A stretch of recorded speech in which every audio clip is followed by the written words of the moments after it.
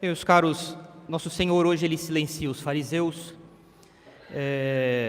com algumas questões de teologia que eles que deveriam conhecer não conhecem.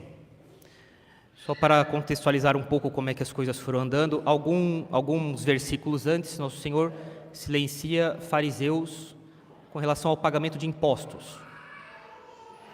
Jesus Cristo responde: sim, pagar impostos é justo. Dai a César o que é de César, dai a Deus o que é de Deus. Pagar impostos é em si justo. Ah, mas Jesus, mesmo se é um povo opressor, sim, na medida em que eles garantem a infraestrutura básica do império, é necessário pagar o financiamento disso. Agora, eu gostaria de dizer para vocês o seguinte: o imposto há 2000 anos era um denário. Um denário era o que você ganhava trabalhando um dia inteiro. Então, o que você pagava para o governo era um dia só de trabalho, o ano inteiro. Bem, não tem previdência social, não tem saúde pública, não tem hospital, não tem escola pública, não tem nada. Ainda mais de qualidade. Você se encarrega disso na sua vida. Você cuida da educação dos seus filhos, você cuida da sua saúde, da sua família, você cuida da sua segurança. Os soldados romanos faziam a segurança nas estradas, mas tinha bandidos. O caso do samaritano que ajudou o outro lá que foi quase morto, descendo de Jerusalém para Jericó, é o caso.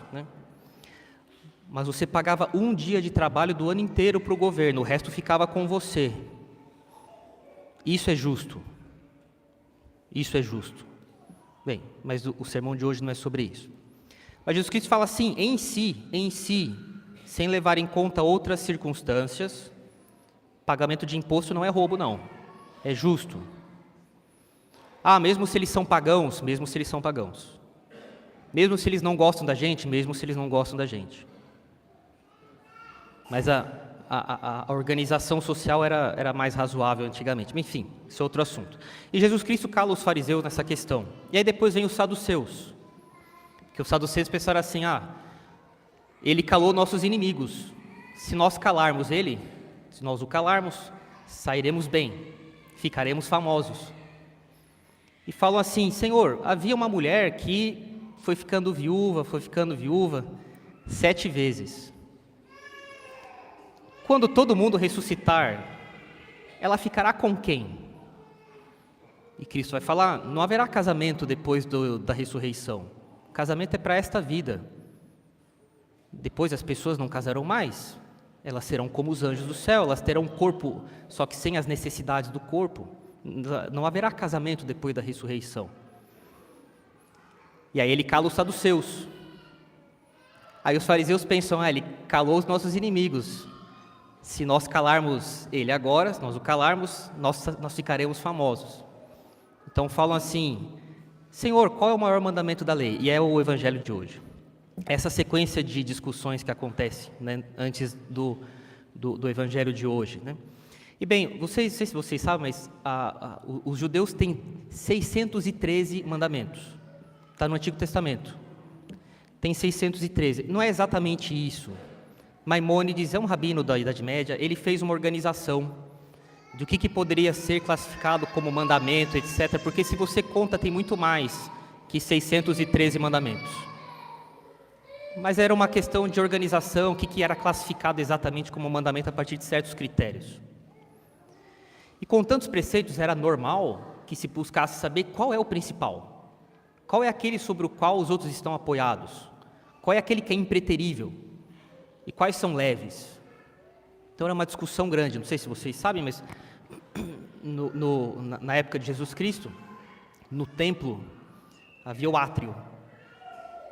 Havia vários átrios, onde os pagãos podiam ir e ficar até ali, eles não podiam passar dali. Por exemplo, os soldados romanos. Ou então, tinha o átrio das mulheres, e depois onde os sacerdotes podiam ir, onde os homens podiam ir. E no átrio ali, que era livre, onde todo mundo podia estar, havia, quem já foi na Praça da Sé em São Paulo sabe do que eu estou falando, havia círculos de pessoas conversando sobre religião. Rabinos, doutores da lei, fariseus, escribas, e eles ficavam colocando questões de direito canônico, de teologia moral, de dogmática, né? Questões como essas daqui. Você vê que o tempo inteiro os fariseus, Jesus Cristo, os saduceus, eles ficam colocando questões uns para os outros. Eles tinham esse hábito, e eles faziam isso no átrio no pátio do templo, né? E qualquer pessoa podia assistir. É exatamente o que acontece quando Jesus tem 12 anos de idade. São José e Nossa Senhora o encontram ali. Jesus Cristo, com 12 anos, entrou numa roda, num círculo, onde estavam discutindo algumas questões de teologia. Questões ainda não definidas sobre como interpretar essa ou aquela lei, como ver tal e tal passagem do Antigo Testamento, como conseguir explicar isso ou aquilo.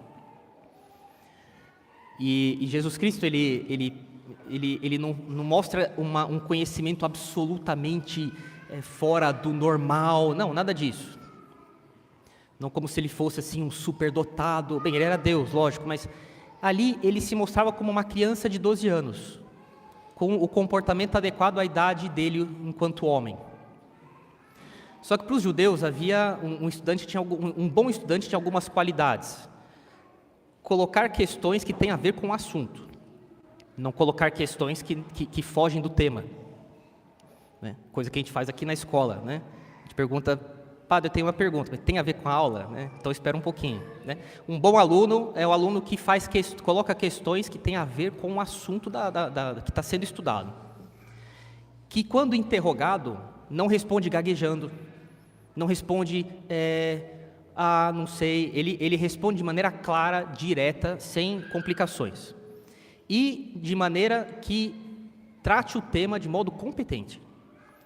E Jesus Cristo ali, com seus 12 anos, gostaria de lembrar para vocês que mais um ano e ele seria adulto.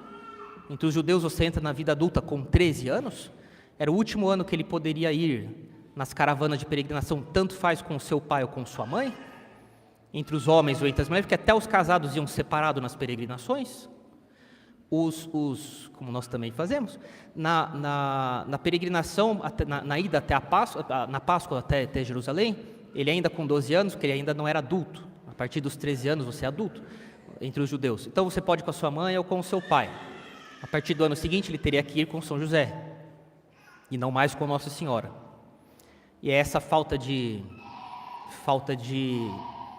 obrigatoriedade de estar com os homens que faz com que Nossa Senhora ache que ele está com São José acha que ele está com Nossa Senhora. Não houve nenhuma negligência deles. O próprio costume dava margem para acontecer um problema. E quando eles chegam na primeira parada: cadê meu filho? Não está com você? Não está com você? Não, achei que estava com você. E aí eles voltam, né, para Jerusalém para procurá-lo. E o encontro no templo numa circunstância dessas aqui. Os judeus gostavam de discutir sobre assuntos de religião. Isso aqui é bom, isso aqui é bom. Mas a questão toda aqui é a seguinte: quem é que tem a luz correta? Quem é que sabe do que está falando, né? Quem é que entende as coisas sobre Deus, sobre a alma? Os saduceus definitivamente não entendiam nada sobre as almas. Aliás, eles acreditavam que a alma era destruída com a morte, não tinha ressurreição. Essa questão que eles colocam os saduceus eram os materialistas da época, gente que acreditava que a alma humana acabava com a morte. E Jesus Cristo vai falar e um dos argumentos era, imagina alguém que casou 2, 3 vezes. Como é que essa pessoa, depois da ressurreição, se houver ressurreição, porque eles negavam a ressurreição, não, a alma acaba depois da morte, não tem ressurreição. Para os saduceus, o importante era essa vida, por isso que eles eram metidos com política, né? Muito. E eles vão, Jesus Cristo vai falar: não, vocês não entendem nada sobre a alma. A alma é imaterial, ela é imortal, haverá uma ressurreição e ninguém vai casar com ninguém, né? Depois os fariseus, o termo que São Mateus utiliza é uma palavra em grego que era usada para passar a corda no focinho do boi. Quando você vai fazer algum tratamento veterinário, tem que amarrar a boca do animal, senão ele te morde, né? E o animal não consegue nem abrir a boca direito, assim. É a expressão que São Mateus usa para o que Jesus Cristo fez com os saduceus. Jesus Cristo amarrou o focinho dos fariseus, dos saduceus, eles não tinham o que responder, né? E aí os fariseus vão colocar a seguinte questão: mas qual é o maior mandamento? A questão toda é assim: quem é que tem mais luz dentre nós aqui? Qual é a escola que é mais apta a conduzir as pessoas até Deus? A questão central é quem é que entende realmente das coisas da vida sobrenatural? Quem é que tem competência para falar, para guiar as almas? Essa é a questão toda no nosso Evangelho, né? E no final das contas, quem é que tem a inteligência mais saudável? Ou a inteligência saudável, de fato? E quem é que acha que sabe das coisas, mas de fato leva as pessoas por caminhos completamente equivocados? E Jesus Cristo vai, a golpe de respostas e de incapacidade deles responder a Jesus Cristo, vai provar para eles que eles não têm capacidade para governar as pessoas. Eles receberam um poder de governo, eles têm um poder legítimo, mas eles foram utilizando mal isso daí. E Jesus Cristo respeita o poder, foi Ele, Deus, que deu o poder para eles governarem. Quando Ele vai curar o leproso, Ele fala: ide vos mostrar aos sacerdotes.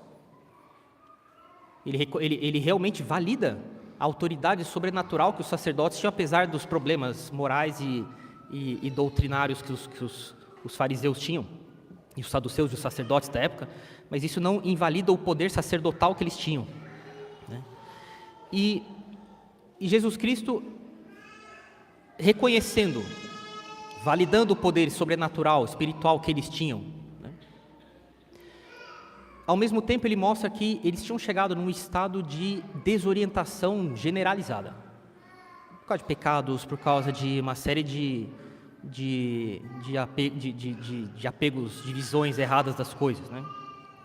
Falta de mortificação, falta de uma vida ordenada, enfim, eles eram cheios de pecados. A gente falou sobre isso no sermão passado, né? Eu gostaria então de falar mais um pouco sobre como formar uma inteligência que tem luz. Pais e mães, vocês realmente levem muito a sério a educação dos filhos de vocês.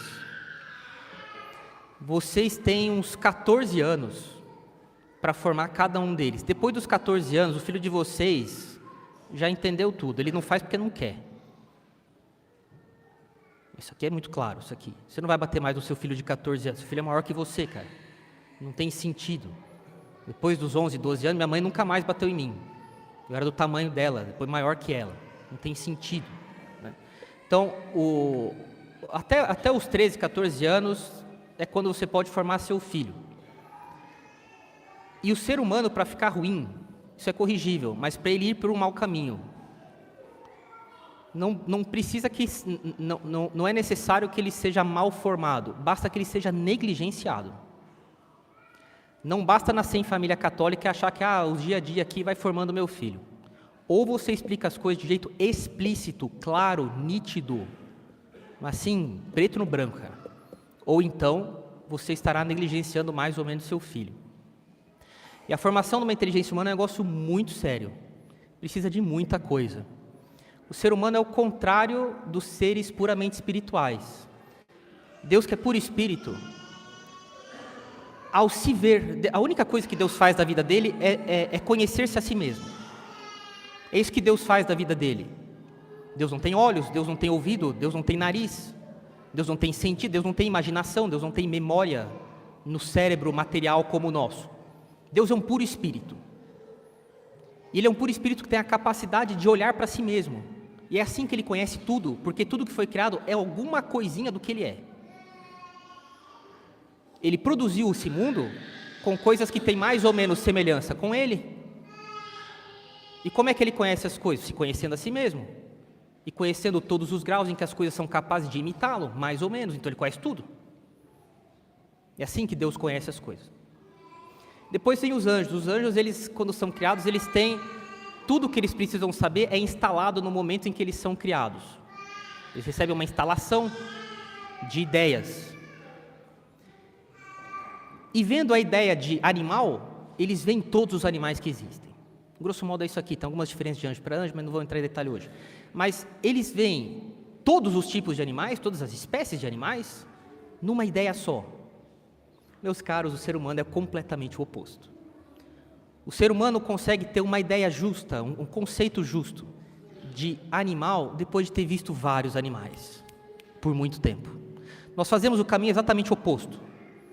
Nós temos que conhecer muita coisa para depois fazer uma síntese num conceito só muito bem trabalhado. Isso vai anos, vão anos aqui, vão anos nisso tudo. A formação da inteligência dos filhos de vocês deve ser levado muito a sério por muito tempo. É um trabalho cotidiano por décadas. Por décadas. Portanto, trabalhem bem a inteligência dos filhos de vocês. Levem muito a sério a formação intelectual deles. Senão isso aqui terá consequências na vida deles com Deus. A alfabetização deles não foi bem feita. Eles não conseguirão ler um livro de devoção direito. Não conseguirão ler um catecismo. Eles terão preguiça de ler catecismo. Na verdade, é penoso. Porque decodificar o texto tem que ser uma coisa automática. Só que isso vem depois de muito treino. Nós não somos anjos. É exatamente o oposto. É depois de ler muito que a gente lê bem. É depois de escrever muito. Quem é aqui, vocês são pais, da minha idade para mais, né? Todos nós passamos por professores que copiavam toda a matéria na lousa durante 20 minutos, metade da aula era você copiando no seu caderno. Aí o professor falava, vou apagar aqui. Não, professor, falava, não, pula aí 10 linhas, depois copia com o seu colega. Todo mundo passou por isso, né? E é por isso que a gente escreve bem, né? Porque a gente escrevia muito, né? Então, levem muito a sério a formação intelectual dos filhos de vocês, senão eles terão preguiça para ler, na verdade é penoso. E depois faz um esforço para conseguir entender o que está escrito, mas então não tem atenção para entender o assunto. Todo mundo já tentou ler um texto em inglês que não sabe bem inglês? No começo é assim, então você faz um esforço enorme para saber o que aquilo significa em português, mas você não presta atenção no conteúdo, então tem que ler de novo. E é penoso. Então, trabalhem muito bem a vida intelectual dos filhos de vocês, senão eles não terão uma inteligência reta. Eles vão ficar assistindo vídeo no YouTube para aprender as coisas, ao invés de ler. Vocês podem facilmente ver quão expostos eles estarão a todo tipo de pilantra, que é o que mais tem nesse mundo. Mas assim, de maneira inacreditável. Estamos descobrindo que o Brasil agora é um país de falsificações. De tudo, né? De remédio, de um monte de coisa. De outras coisas também, bebida, café, tudo é falsificado nesse país agora. Lógico, os preços são enormes, é óbvio que vão falsificar as coisas, né? Mas a mesma coisa vai na vida intelectual. É um país cheio de pilantra em vídeos na internet, falsificando a vida intelectual dos filhos de vocês. Lógico, eles não leem, aí a pessoa depois é alvo de todo tipo de pilantra. Então, forme bem a inteligência dos filhos de vocês, é um trabalho que vale a pena, vocês ficarão aliviados daqui 15 anos. Problemas a serem evitados, distrações, coisas secundárias na vida interior, inúteis, que desviam o foco dos problemas principais da vida. Vocês querem saber o que os filhos de vocês têm que saber? Quando a gente diz que pai e mãe, por lei natural, né, tem a primeira obrigação de educar filho, é formar para saber viver. Se relacionar com as pessoas. Por favor, obrigado, pedir licença, não interromper uma conversa quando alguém está conversando. Se aproximar, mas ficar quieto, esperando a sua vez. Não deixar as portas abertas do lugar onde você passou. Se a porta estava aberta, deixa aberta. Se ela estava fechada, fecha de novo.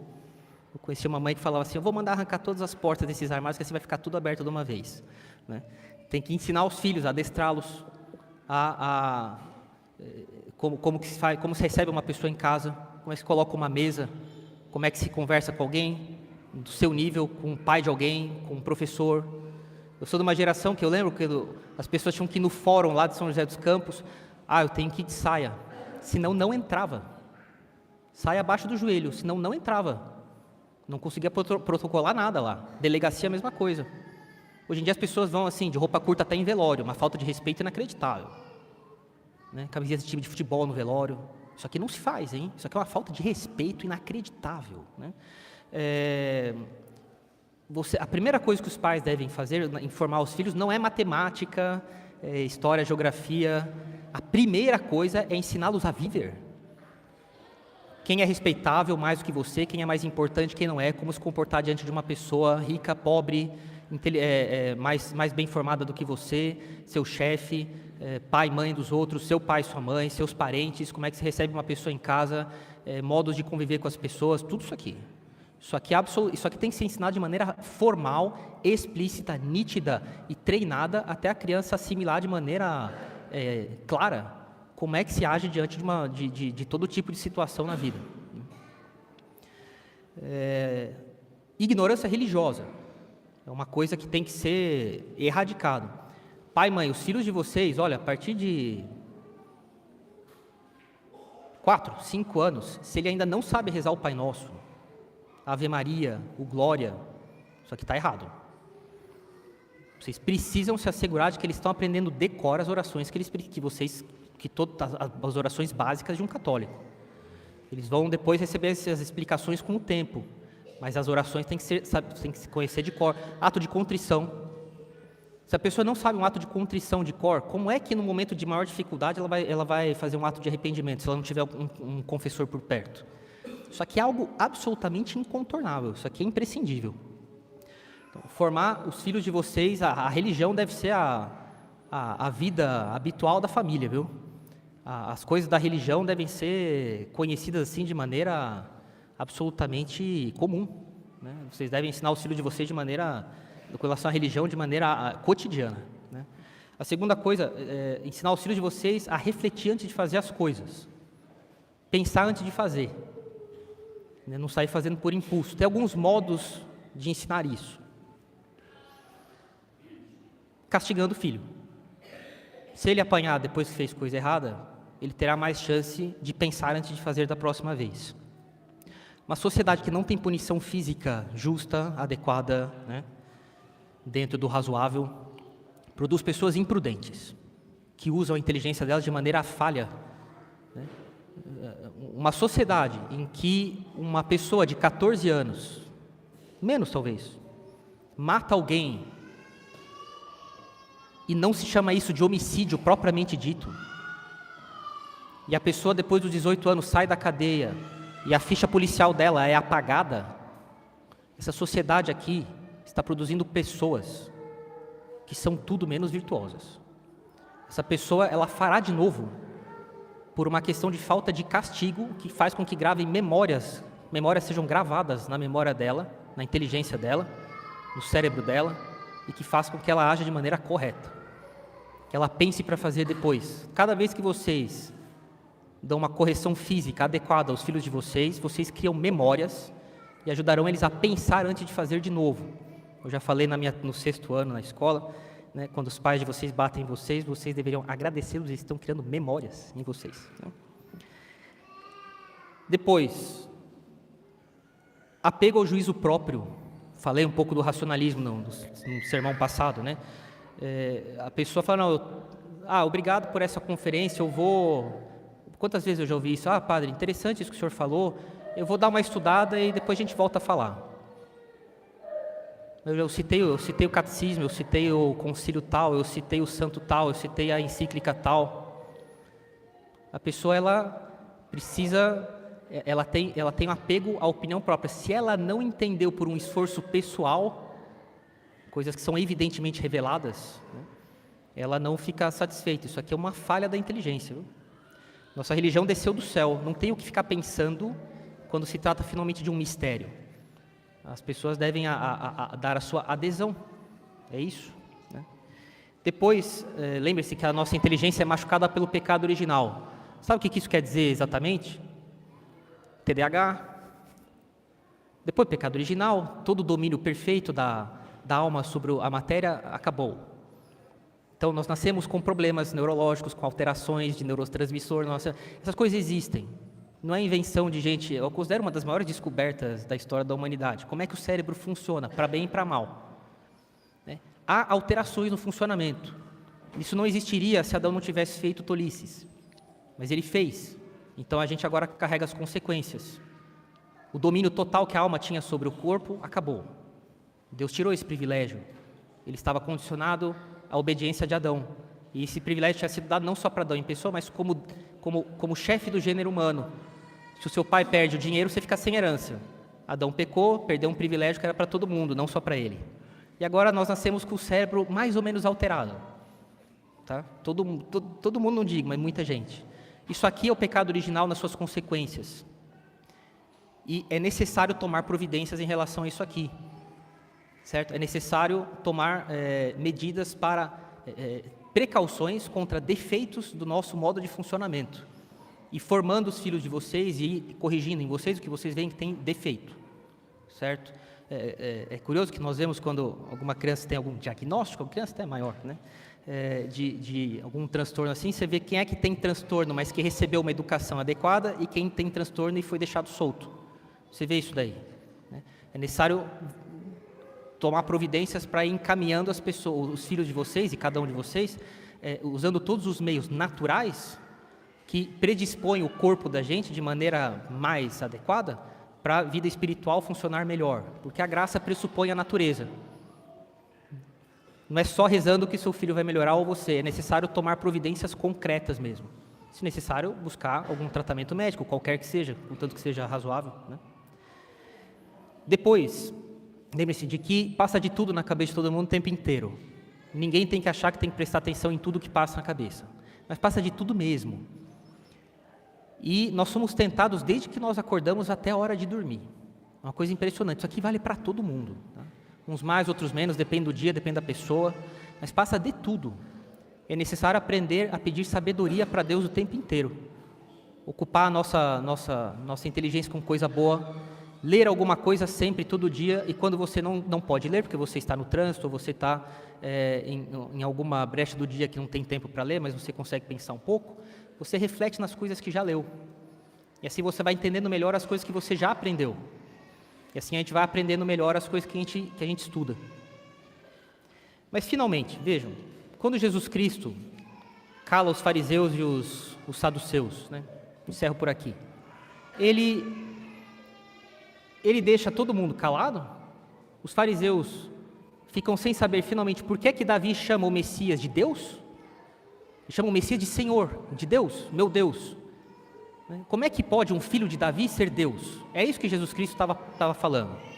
Os fariseus entenderam muito bem. E eles eram tão fixados no amor próprio e na própria opinião das coisas, que ao invés de eles falarem assim, olha, mestre, o senhor tem razão, nós temos uma lacuna aqui e nós queremos ouvir seu parecer sobre essa passagem difícil aqui. Não. Eles ficam quietos e eles vão partir agora para a violência. Agora eles vão encontrar alguém que traia, que entregue Jesus Cristo, que seja um traidor, vão amarrá-lo, vão atrás de Jesus Cristo com um monte de guardas e de soldados armados e vão matá-lo, né? Com a lucidez que a raiva dá, né? Então, vocês sempre se lembrem de mortificar as paixões de vocês. Os demônios, eles gastam uma enorme quantidade de tempo buscando fazer com que vocês sigam as próprias emoções de vocês. Porque as emoções, a gente não tem um juízo sobre elas, quem faz esse juízo é a nossa inteligência. E as emoções podem aparecer em tal e tal momento, elas podem não ser razoáveis. Mas não quer dizer que você é culpado por isso, é culpado a partir do momento que você entende que tem algum problema ali e você não toma providências ou alimenta aquilo. Mas se você percebe que tem uma paixão, uma emoção que não está bem e que você combate, você fez um ato bom. Não há por que se preocupar com isso. Mas os demônios passam muito tempo do dia tentando fazer com que as pessoas busquem os próprios afetos. Porque assim é muito fácil colocá-las em estado de não refletir direito e de fazer muitos pecados. E a mortificação das paixões, o domínio dos nossos afetos é muito importante para podermos pensar direito e termos docilidade com Deus, né? Façam da vida de mortificação de vocês um componente fundamental na formação da alma de vocês. Não conheci famílias assim, conheci uma história na época da Revolução Francesa de uma família da nobreza, nem me lembro mais dos detalhes, mas uma vez por semana todo mundo ia dormir com fome. Isso era de propósito. A família fazia jejum uma vez na semana e as crianças também iam dormir assim, tendo comido pouco. Era razoável, ninguém passava mal, né? Mas a família educava os filhos desde já a alguma dificuldade na vida e a se habituar com isso. Isso aqui faz parte da formação também da nossa inteligência, que senão a gente vai aprender a sempre seguir os nossos afetos e depois a gente não pensa direito. Tem outro modo também de formar que eu já vi gente que fazia assim, quando estava com sede, tinha vontade de pegar água e falava, não, eu vou esperar 10 minutos. Ou então tinha preguiça de pegar água. Ele fala, não, eu vou lá pegar água. Para não agir conforme as paixões, mas de acordo com o que é justo. Se tinha preguiça de levantar para pegar água, ela ia lá e fazia. Ou se ela queria ir por impulso, ela falava, não, deixa eu esperar um pouco aqui para ir depois tendo me controlado melhor. E assim nós vamos formando nossa inteligência também, né? Formem os filhos de vocês assim, estamos aqui para ajudar. Nenhuma loucura, nada de comportamentos absolutamente agressivos ou fora do razoável, né? Mas uma vida de mortificação e de levar muito a sério a formação intelectual dos filhos de vocês vai ser fundamental para a salvação da alma deles. Senão depois serão outros tantos que têm inteligência completamente torta, como esses que nós vemos aqui, e são anos de trabalho em vão por causa de falta de consideração pela importância que a vida intelectual de mortificação tem na vida espiritual de cada um de nós. Em nome do Pai, do Filho e do Espírito Santo. Amém.